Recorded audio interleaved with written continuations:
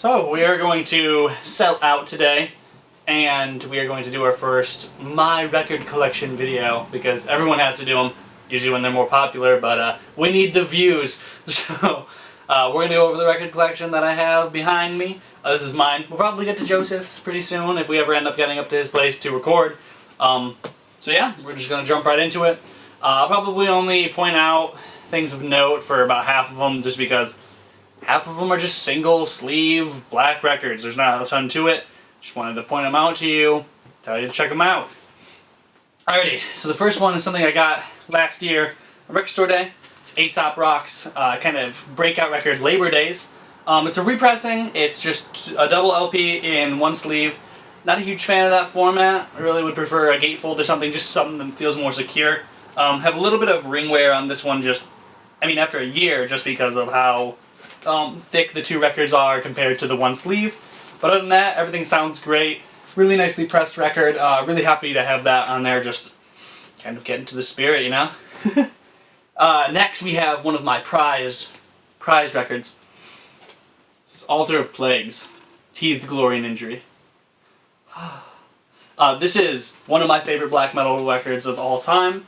It is their final record. They released this in 2013 and announced that they were breaking up along with it. Features a lot of really grimy electronics along with these just soul-wrenching lyrics and vocal deliveries. Crazy kind of, I don't want to say shoegaze because then you think of Death Heaven, but kind of shoegazy, kind of post-hardcore influenced riffs.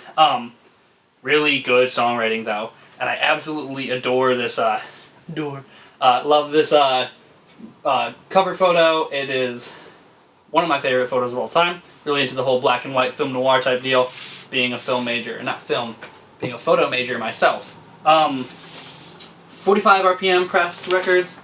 I think the record as a whole about 50 minutes long, so probably could have been pressed onto one record, but they really wanted to give it the treatment, and everything sounds good. The first side, which is really weird because it's not even like the first record, the first side sounds a little bit quieter, but that might just be the mixing on the song God Alone and Mills. But no real complaints. I actually found that at the record store I always go to back home in Grand Rapids, Vertigo Records. Check them out. They are amazing. Their owner, Herm, has been in the game for dozens of years. He is a fucking tank. Shout out to them. But I went online and it was like $50 everywhere. But I went in there, they had it new. Like someone just hadn't picked it up since 2013 for 20 bucks. And so I found that. That was one of my finest finds of all time. Next we have the new Animal Collective album, Painting With. This is the Geologist cover. The vinyl is nothing to note. It's not a loser edition. Doesn't have the slip mat that came with it. I don't know if you guys saw that. I think it's trippy. Joseph actually has the loser edition of it, and we saw the slip mat. He's got it on his table. It's amazing. Really cool stuff. Next we have the boys from Canada and Golf Wang. Bad, not good. This is 3. This is my favorite of their 2 records that they have on vinyl that you can actually find. Thought it was a little bit more active than 4. Really liked it a lot. Still wanting to get 2. Not wanting to pay $70 for 2, you know? On a college budget. Not really able to spend a ton of money on records, but when I do, like to treat myself, like to get the most bang for my buck, so a lot of times I don't end up getting those records. That might be like, one day, but, you know, we'll all have expendable income at some point. Next, we have 2 records from one of my favorite metal bands, if not my favorite, Baroness. This is Yellow and Green. This is their double album they released in 2012. I absolutely love these guys. Got to see them in concert. They are insane. One of the best concerts I've ever been to. John Dyer Baisley does almost all of their artwork. He does all of their cover albums, or album covers at least. Got to meet him, talk to him for a little bit. He is a crazy, awesome dude. Huge inspiration for me and my art. We also have their record from last year, their comeback record after that crazy bus crash that they went through, I believe in 2012 or 2014. Purple. Didn't get any of the colored vinyl. I was looking at the pre-orders, decided that couldn't justify spending an extra like $10 just to get a purple copy of the record, but definitely needed to get it. It's a 180 gram Really good stuff, really nice record. Love it a lot. Next we have another one of my great finds. We talked about this band in a previous video with Aubrey, actually. This is Being as an Ocean, Dear God. And this is a post-hardcore album that kind of defies the stereotypes of the genre. Doesn't have all the breakdowns and sort of stereotypical lyrics. Actually, the lyrics are all pretty Christian faith driven, but they aren't driven in the same way that like religious like praise songs are. They question it a lot. They have uncertainty. They feel a lot of insecurity about the world and all the horrible things they'll see in it. And I really love that it's a very real kind of aspect. I'd love to get to see them live. I caught them at a show 2 or 3 years ago. They were opening though.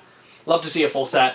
I actually found this exclusive color. I think it was like a Hot Topic color at one point, but it mimics the color on the cover, and it's gorgeous. One of my favorite records that I ever owned. Found it actually at Encore Records here in Ann Arbor. Shout out to them. Not my favorite record store in Ann Arbor, but they're still great nonetheless. You can find a lot of stuff if you're willing to dig through their drawers. Found this in the punk drawer actually a few years ago during orientation here in Ann Arbor. Shout out to my school. You probably know what it is. But we love all schools here. We're not about borders. Not about what school you will have allegiance to. We're about the music. The music, man. Really good record. Really love their pressing colors. They really do a great job with all of that. We talked about this record in the video with Aubrey. This is their second record, How We Both Wondrously Perish. This is another really cool album color and cover. Really like the photography on this one too. And looking actually at the color, at all the cool skin tones and stuff like that, check out this vinyl color. I thought that it was supposed to mimic the color of the photograph on the front, but I guess it's actually called the Brown Eyes copy, or Brown Eyes pressing. And one thing that's kind of interesting, I don't know if this is like the first of the batch, or maybe some of them have more color. Can you see that? There's like a lot of little rainbow speckles in kind of that pore line. Really interested to know how that was made. It's like a really cool color, and another one of my favorites. They really do a good job with these records. Okay. Cruising along here. The original videos I recorded, I found out that my camera only records 12 minutes at a time because it cut me off like 3 times, which means that I had a half-an-hour long video, which is too much. You know that. We're actually going to have to do more than one of these videos. This is the brother of one of my favorite ambient producers and just musicians of all time. This is Ben Frost Aurora. This is his most recent album. Interesting, I picked this up used and I hadn't heard the record yet. I just knew the name. Love his album By the Throat. Actually, you gotta check that out. It samples wolves. Like straight up wolf growls and stuff. It's crazy. Printed sleeve and everything. And the interesting thing is it's cut at 45, which is really weird because it's only one record and it's like a 40-minute record, but they cut it at 45 anyway. Like, I don't know how they fit it all on there or if there was a reason with sound quality, but I played it at first not knowing that it was 45 because, I mean, other than EPs, 12 inches that aren't doubles are usually cut at 30, or 33, sorry. And so I listened to it and I was like, this is so boring, there's no climaxes, everything seems really slow and drony. Went online, did a little bit of research, found out I'm a fucking idiot. After that, really liked it, focused a lot on the percussion of, I can't remember his name, he's the drummer for Liturgy, and Thor from Swans. Next we got this at a garage sale. This is Black Sabbath's debut. Really beat up sleeve, really fucked up.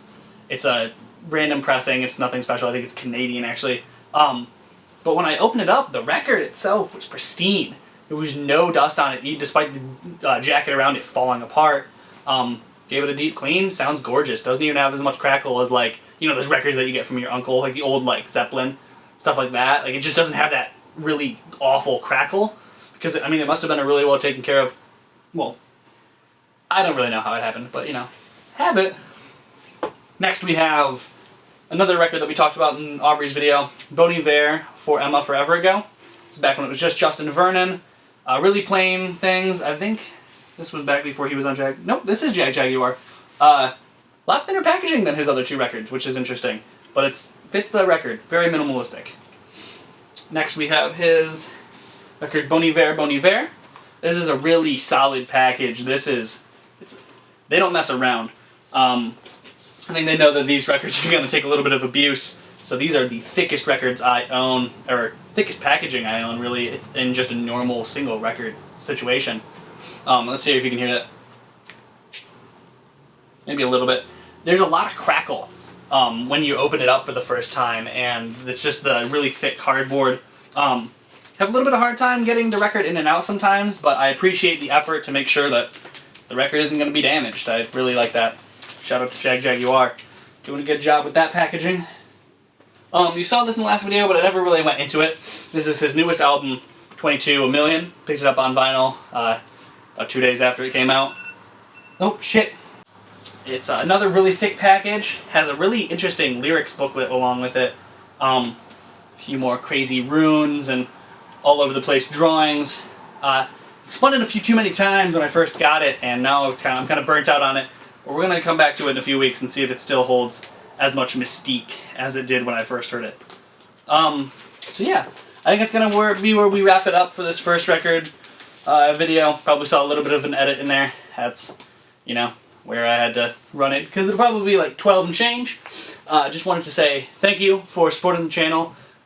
If you liked what you saw, check out our other videos. We have a lot of reviews and a few other different videos. We're going to have some more music debate or music kind of rants going on up here soon. There will be a debate of Pinkerton versus the Blue Album, so keep that in mind. See you on the next rotation, because we're like 60 RPM.